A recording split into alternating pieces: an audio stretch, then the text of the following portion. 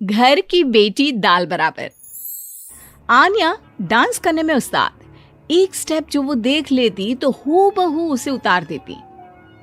अरे आन्या बेटा, मेरी बेटी को भी डांस सिखा देना, उसका एनुअल प्रोग्राम है। हाँ आंटी, क्यों नहीं, अब कल शाम उसको भेज देना, मैं सिखा दूंगी। हाँ हाँ, नचनिया ही बन, आस पड़ोस के लोग तुझे इस्तेमाल कर रहे हैं। माँ, इस्तेमाल मेरा नहीं कला का हो रहा है। नाचना एक कला है, कला। आन्या हर बात में अच्छी थी, फिर चाहे वो अच्छा व्यवहार हो या फिर लोगों की मदद करना, वो हमेशा खुद के शौक को पूरा करने के लिए व्यस्त रहती। लेकिन घर वालों को तो उसका ये काम सिर्फ समय की बर्बादी लगता है। कहाँ है आन्या? उसको बोलो कि आज शाम को खाना वही बनाएगी। सपना देख लो कि तुम्हारी बेटी घर का खाना बनाएगी।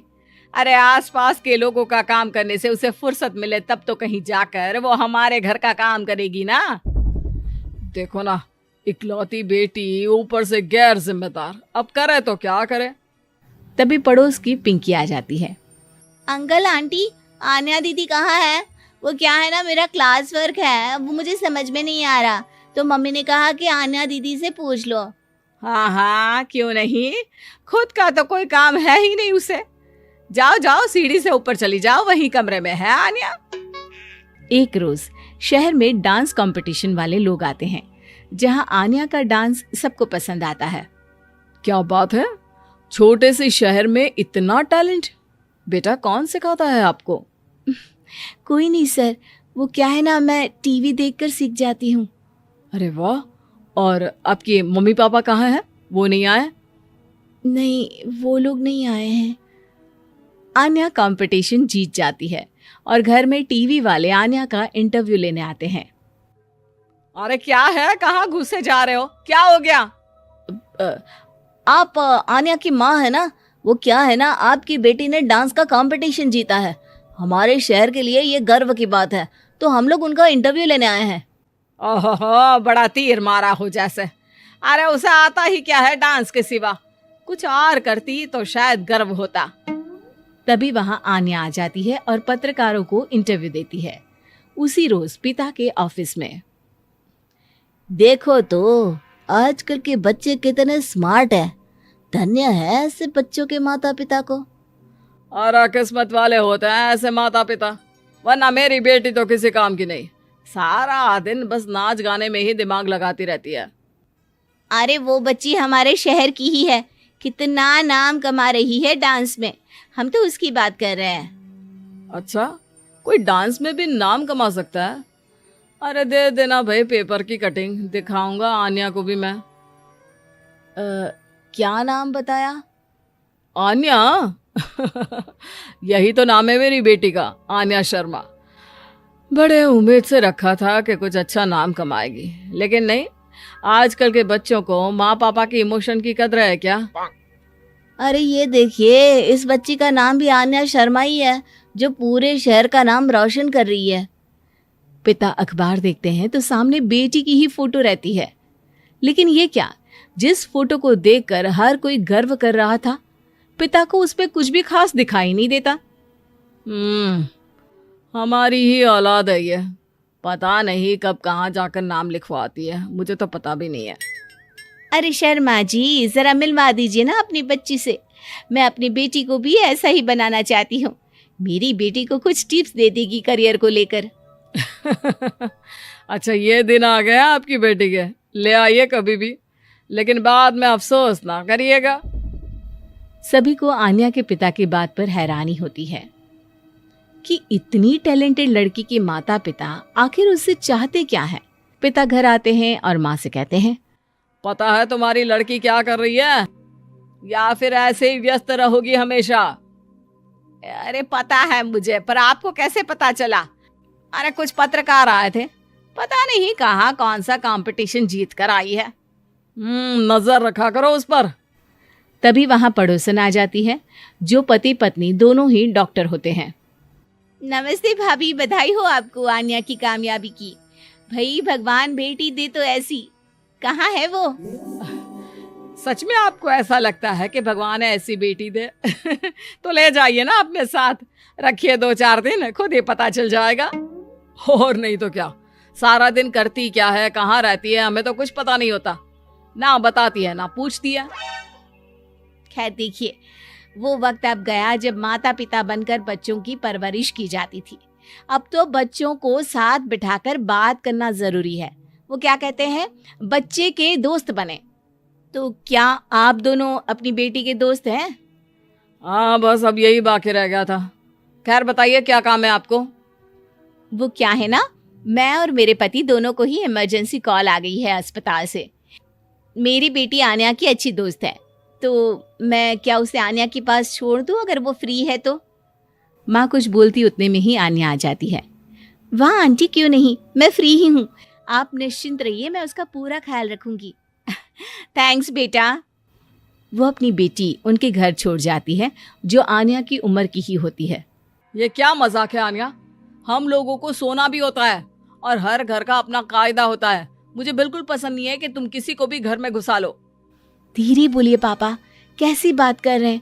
अंकल आंटी डॉक्टर है, पता है ना डॉक्टर का फर्ज क्या होता है। अगर वो किसी की जिंदगी बचा रहे हैं तो क्या हमारा फर्ज नहीं बनता कि हम भी उनकी किसी न किसी तरह से मदद करें? आपको तो पता है घर पर अकेले रहना कितना अनसेफ है। हाँ, तो दुनिया को सेफ करने का जिम्मा तू नहीं ले रखा है? अरे बहुत महंगे अस्पताल के डॉक्टर हैं वो लोग, खूब पैसा मिलता होगा, लेकिन ये नहीं कि मेड रख ले। क्या कहती आन्या, कैसे माँ पिता को समझाती कि किसी की मदद करना कोई बुरी बात नहीं है। खैर कुछ महीनों बाद आधी रात को माँ जोर जोर से चिल्लाकर आन्या के कमरे में जाती है। बेटा बेटा आन्या, पापा के सीने में दर्द हो रहा है, बेटा कुछ कर। हाँ माँ, मैं डॉक्टर को फोन करती हूँ। आन्या डॉक्टर को फोन करती है, लेकिन माँ डॉक्टर को तो आने में काफी वक्त लग जाएगा, मैं पिंकी के पापा को बुला लाऊं? अरे वो नहीं आएंगे बेटा, वो लोग बहुत बड़े डॉक्टर हैं और हम लोगों के पास इतने पैसे भी नहीं है। माँ मैंने डांस कंपटीशन में जो पैसे जीते थे वो है मेरे पास, आप चिंता ना करें, बस पापा का इलाज करवा ले। आन्या के कहने पर वो बड़े डॉक्टर ना सिर्फ आन्या के पापा का इलाज करते हैं, बल्कि उन्हें ठीक करके घर भी ले आते हैं। आज मैं सिर्फ अपनी बेटी की वजह से बच गया। भगवान सबको ऐसी बेटी दे।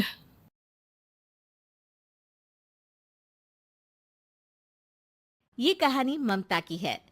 बचपन से ही घर में ये एहसास दिलाकर पाला गया कि औरतों को बोलने का हक नहीं है। अरे ममता, जरा जल्दी जल्दी हाथ चलाओ, रोज ऑफिस में देर पहुंचता हूँ तुम्हारे कारण। लेकिन आपका सारा खाना पैक और तैयार भी है।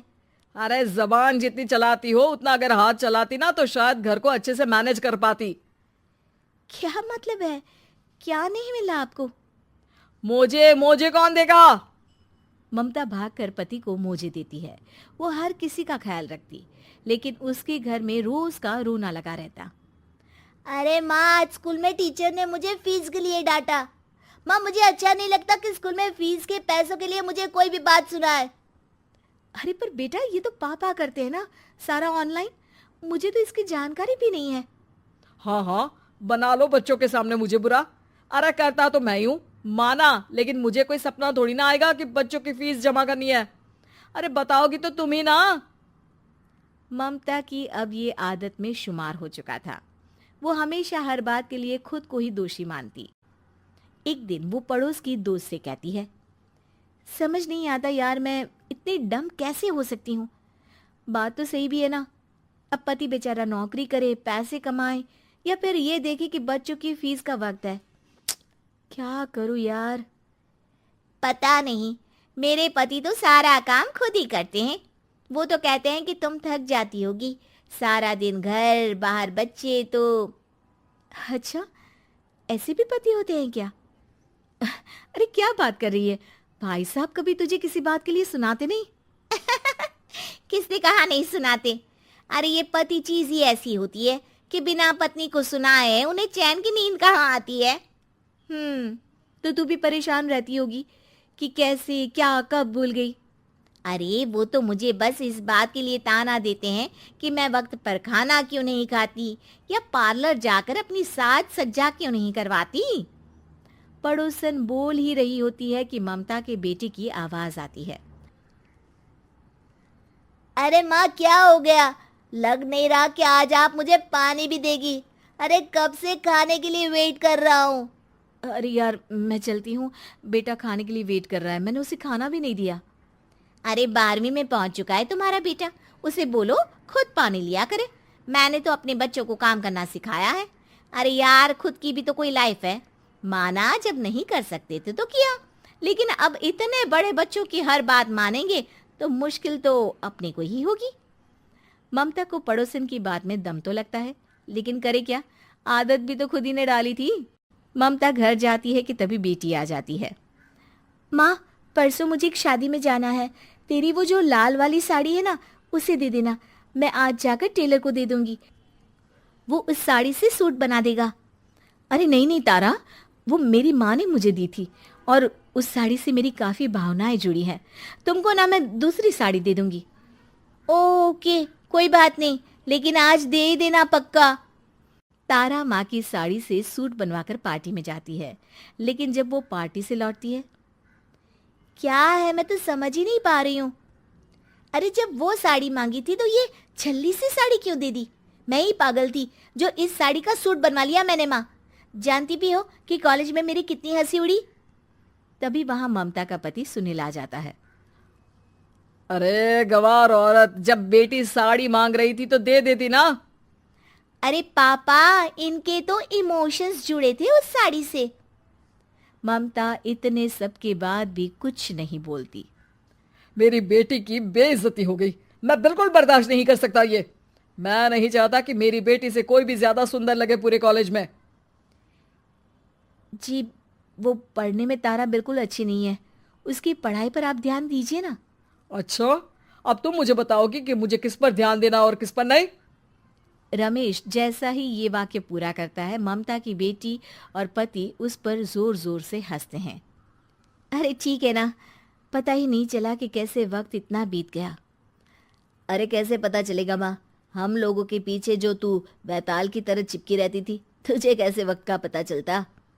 ममता को पहले सास ससुर फिर पति और बच्चों की तरफ से इस तरीके की बातें सुनकर उसका मन बहुत दुखी रहता था। एक दिन, सुनो ना, बहुत दिनों से कमर के नीचे बहुत दर्द रहता है, कल मैंने देखा तो एक फोड़ा था। अरे ममता एक बार अपने पति से बात करो, वो तुम्हारा फोड़ा डॉक्टर को दिखा देंगे। अरे नहीं नहीं, वो तो गुस्सा हो जाएंगे। अरे क्यों गुस्सा हो जाएंगे, तुमको दर्द है। हाँ लेकिन वो यही बोलेंगे कि ऑफिस जाऊं या फिर तुम्हें लेकर डॉक्टर के पास। तो बेटे से ही बात कर ले। अरे वो तो मैं कर लूं, लेकिन फोड़ा है ऐसी जगह कि उसे बताते मुझे शर्म आएगी। लेकिन कुछ ना कुछ तो करना जरूरी है ना, ऐसे कब तक फोड़े के दर्द से तड़पती रहेगी। अब तो सोच रही हूँ कि इनसे बात कर ही लूं, वरना दर्द के मारे कहीं मर ना जाऊं। लेकिन शाम को, ममता क्या किया तुमने आज? खाने के डिब्बे में कैसा खाना दिया था? दाल खराब हो गई थी, कब की थी? दाल तो मैंने सुबह ही बनाई थी, खराब कैसे हो गई? अच्छा सुनिए ना, मुझे कहना है कि अरे गरम दाल बंद करोगी तो ऐसा ही होगा ना। बेइज्जती हो गई सबके सामने मेरी। ऑफिस वालों ने ऐसा मजाक उड़ाया कि क्या बोलूं। कल से ठीक से खाना देना है तो देना, वरना खाना देना बंद कर देना, बाहर खा लूंगा मैं। ममता जो पति से अपनी परेशानी बताने वाली थी, वो अब ये सोचने लगती है कि कल से पति को खाने में क्या दे। अगले दिन ममता थकी थकी सी हालत में, आप लोगों के लिए नाश्ता बना दिया है, खाना बनाने की हिम्मत नहीं है आज तो। रात भर सोकर थक गई है ना, इसीलिए तो खाना नहीं बना सकती। हिम्मत नहीं हो रही है, मैं बस सोने जा रही हूँ। बस मैडम को सोने का बोल दो, फिर देखो कैसे सोती रहती है। माँ फिर वही पराठा सब्जी। अरे हमारे साथ के दोस्त एक से बढ़कर एक नाश्ता खाना लेकर आते हैं, आप तो बस। सभी घर से निकल जाते हैं, लेकिन जब शाम को बेटा घर आता है तो घर में अंधेरा रहता है। बेटा लाइट जलाता है। क्या माँ तुम्हारा भी जवाब नहीं है बिजली का बिल बचाने के लिए? वो बोल ही रहा होता है कि सामने माँ जमीन पर लेटी मिलती है। वो उसके पास जाता है। अरे माँ, क्या हो गया माँ? तभी वहां पड़ोसन आती है।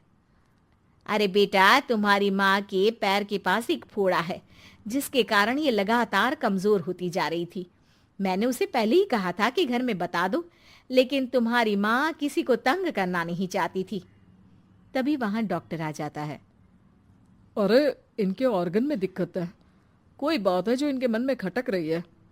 अरे नहीं नहीं, इसके मन में कोई बात नहीं है। कोई काम है नहीं ना इसके पास, सारा दिन बस घर में ही रहती है। देखिए, मैं तो ये नहीं जानता, लेकिन हाँ, इनके मन में हमेशा कोई बात रह जाती होगी, इसीलिए उनकी ये हालत है। अगर आप समय से नहीं ले आते तो हो सकता था कि। अरे नहीं नहीं डॉक्टर साहब, हम पूरी कोशिश करेंगे कि वो ठीक हो जाए।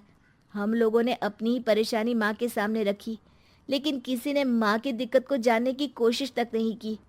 हाँ, मैंने भी ममता को हमेशा घरेलू जरूरत से ज्यादा काम का नहीं सोचा था। ममता को होश आता है और वो खुद को अपने बेडरूम में देखती है।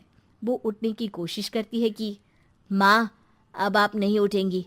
हम लोग है ना, हम लोग आपको पूरी तरह से खुश रखने की कोशिश करेंगे।